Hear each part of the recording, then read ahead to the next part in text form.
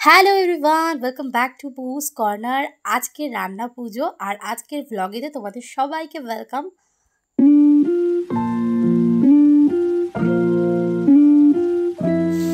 কেমন আছো তোমরা সবাই? আশা করছি সবাই খুব ভালো আছো, সেফ আছো। আর আজকে সকাল থেকে হচ্ছে অঝড় ধারায় বৃষ্টি। এখন ঘড়িতে বাজে 2:30 আর এখান থেকে ব্লগটা শুরু করছি। এখানে জলপিড়িতে দেওয়া হয়েছে আলপনা আর এবার শুরু হবে রান্না পুজোর তোড়জোড়। রান্না পুজো আসা মানে কিন্তু মনে মনে দুর্গাপুজোর আগমনের বার্তাও এসে যায়। কিন্তু এরকম একটা ডাল ওয়েদার সত্যি মনটাকে খারাপ করে রাখছে। আমার তো সামহাও মনে হচ্ছে প্রকৃতিও তার প্রতিবাদের বার্তা জারি রাখছে এরকম ওয়েদারের মাধ্যমে। আচ্ছা, তোমাদের বাড়িতে রান্না পুজো হয়? আমি যতদূর জানি দু রকমের রান্না পুজো আছে। আর বুড়ো রান্না আর ইচ্ছা রান্না, এটাকে বুড়ো রান্নাই বলে। তোমাদের বাড়িতে কোন রান্না পুজোটা হয় জানিও কমেন্ট সেকশনে। আর এখানে মা পড়ছে আলতা। এই ক্লিপটা কি করেই বা বাদ দিই বলো তো? ছোটবেলাতে ভীষণ পছন্দের একটা জিনিস ছিল মায়ের আলতা পরার দেখা, আর বায়না করে নিজের পায়েও একটু আলতা পরে নেওয়া। বৃষ্টিটা আরও জোরে এলো, কি জ্বালাতন রে বাবা।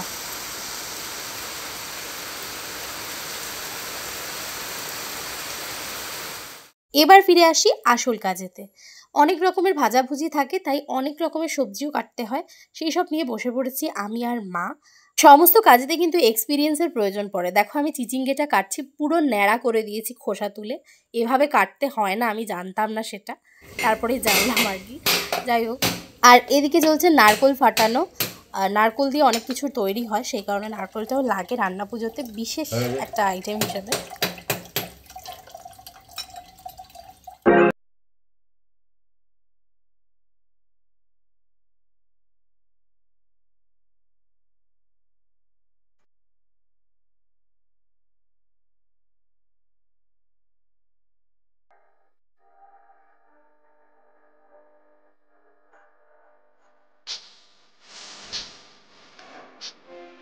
এদিকে মা সবজি কাটছে আর বাবা ওদিকে ছাড়া যাচ্ছে নারকোল। সেটা একটু কায়দা করে করছে, আমি ওসব শর্টকাটে বিশ্বাসী। আমি শর্টকাটে কাটাকুটি শুরু করে দিয়েছি একটা বড় ছুরি দিয়ে, বাবা করছে কাটারি দিয়ে। এটা রিং রিং করে কেটে করছে, আমি অত কায়দাতে যাইনি, অনেক টাইম লেগে যায় ওগুলো করতে। এরপরে আবার এটার পিছনের এই খোলাটাকে ছাড়াতে হবে। যেহেতু এটা রান্না পুজো, সেই কারণে রান্না চাপিয়ে শঙ্খ বাজিয়ে সেটাকে ঈশ্বরকে জানান দিতে হয় যে রান্নাটা শুরু করা হয়েছে। সেটাই চলছিল এতক্ষণ। আর একটু আগে বললাম না নারকেলের পিছনটা ছাড়াতে হয়, সেইটা করছি। সেটা ভীষণ ইরিটেটিং একটা কাজ, আর প্রতি বছর আমি এটাই করি। বাট আমাকে এটাই করতে হয়, কিছু করার নেই, কারণ আমি পারি না বাকি কিছু। তাই নেক্সট এখানে বসানো হচ্ছে কচু সেদ্ধ।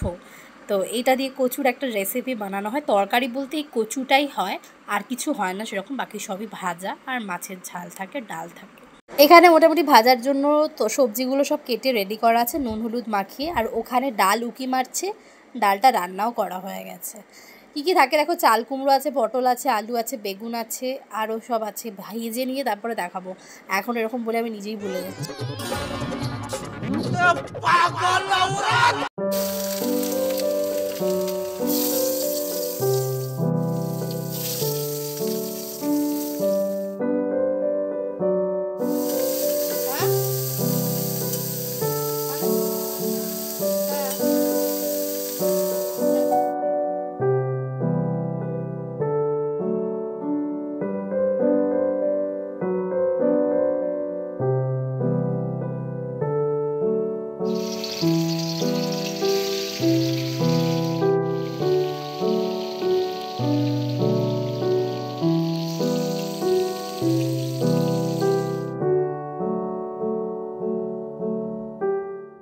নারকোলের যে মেন রেসিপি হয় সেটা হচ্ছে এইটা, নারকোল ভাজা, যেটা ইয়াম্মি খেতে হয়। আর আমি এখানে, আর পিছনে আমার মা মাছ দিয়ে কিছু একটা করছে। আর এই জিনিসটা হচ্ছে চালতা, এটা দিয়ে চাটনি বানানো হয়। এটা ভাবলাম চলো তোমাদের সাথে শেয়ার করি। এর ভিতরে একটা ফুল থাকে, চালতার বোধহয় ফুল বলে সেটাকে, বা কিছুর একটা ফুল, জানি না আমি সঠিক। এই জিনিসটা হচ্ছে সেইটা, বেশ ইন্টারেস্টিং লাগে দেখতে কিন্তু। আর চালতার চাটনিটা খেতেও হয় দুর্দান্ত।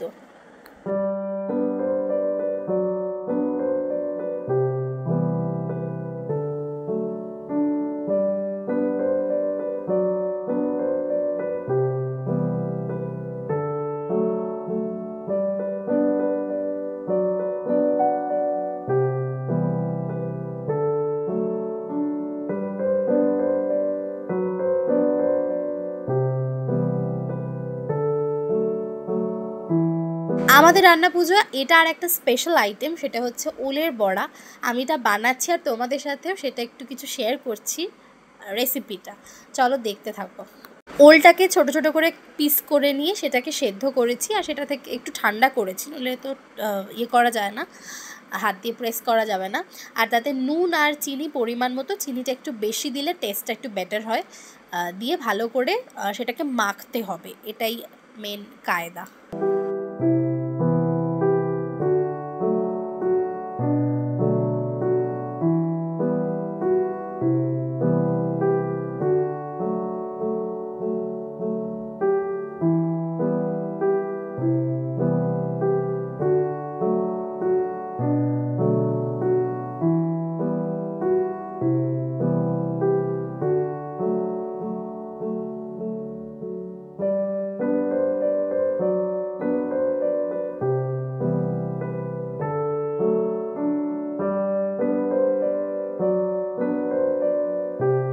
আর এদিকে চলছে ইয়াম্মি কচু শাকের তরকারি বানানো, মাছের মাথা আর নারকেল দিয়ে।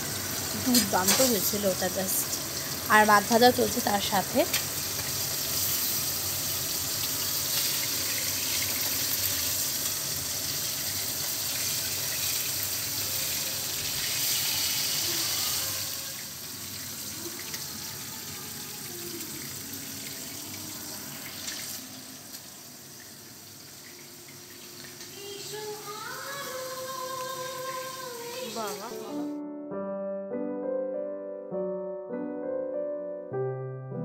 আজকে রান্না পুজো উপলক্ষে ঘরটা একটু পরিষ্কার করেছি।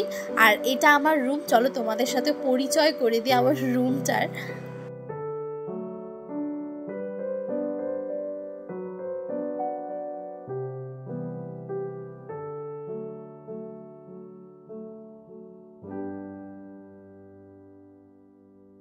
মেনলি ঘরটায় পড়াশোনাই হয়, এটা আমার পড়ার ঘর। আর ওই টেবিলের তলাতে হারমোনিয়াম আছে আমার গানের। আর এই হলাম আমি, আমার ঘরের মালিক। রান্না করে ফুললি এক্সস্টেড। চলো এবার কত কি হলো দেখাই। এখন বাজে 10টা বাজতে 10, চলছে গান আর এখানে সমস্ত কিছু রেডি হয়ে গেছে। এবারে পুরো ফুললি দেখাই কি কি রান্না হয়েছে। ছোটো বাটিটায় ইলিশ মাছের তেল, ইলিশ মাছ ভাজা, কাটাপোনা মাছের তরকারি মানে ঝাল টাইপের হয়, আর সব কিছু রান্নায় পেঁয়াজ রসুন ছাড়া, যেহেতু এটা ঠাকুরের। আর অনেক রকমের ভাজা, আর এই নারকেল দিয়ে ডাল, এটা সবচেয়ে আকর্ষণীয় জিনিস। চালতার চাটনি, নারকেল ভাজা। আর সব কিছু রেডি হয়ে যাওয়ার পরে এখানে একটা জায়গাতে কলা পাতাতে দেওয়া হয়, এটা পিঁপড়েশ্বর বলে, পিঁপড়ের কোনো দেবতাকে দেওয়া হয় এটা দিয়ে আবার শাকটা বাজিয়ে এটা যে শেষ হয়েছে সেটা জানান দেওয়া আর কি। এখানে আমাদের ফার্স্ট ব্যাচও বসে গেছে, বাপি, শুভদা আর তানিয়াদি। আর টিভিতে চলছে শুভদাদের বিয়ের ভিডিওটা। যাই হোক, আজকের ব্লগটা কেমন লাগলো একদম জানাতে ভুলো না। একদম অথেন্টিক হেরিটেজের ওপর একটা ব্লগ বলতে পারো, বাঙালি কালচারের ওপরে। আমার ভীষণ ভালো লাগে এই জিনিসগুলোকে তুলে ধরতে। এগুলো অনেক জায়গাতেই লুপ্ত প্রায় হয়ে গেছে, কিন্তু আমার পার্সোনালি ভীষণ ভালো লাগে, তাই পুজ কর্নার চ্যানেলেও আমি দেখাতে একদমই হেজিটেট করছি না। আর এখানে আমি বসে গেছি খেতে, পাত পেরে খাবো আজকে, রান্না পুজো বলে কথা। যদি চ্যানেলে নতুন হয়ে থাকো তাহলে চ্যানেলটা সাবস্ক্রাইব করতে একদম ভুলো না। যদি ভিডিওটা ভালো লাগে তাহলে অনেক অনেক অনেক লাইক করো, কমেন্ট করো, শেয়ার করতে পারো বন্ধুদের সাথে। খুব শীঘ্রই তোমাদের সাথে দেখা হচ্ছে আরও একটা নতুন ভ্লগেতে। টিল দেন স্টে টিউনড, খুব ভালো থেকো, নিজেদের যত্নে রেখো, সেফ থেকো। আর আমি ততক্ষণ আমার রান্না পুজোর খাওয়াটা শেষ করে নিই। Tata, thanks for watching.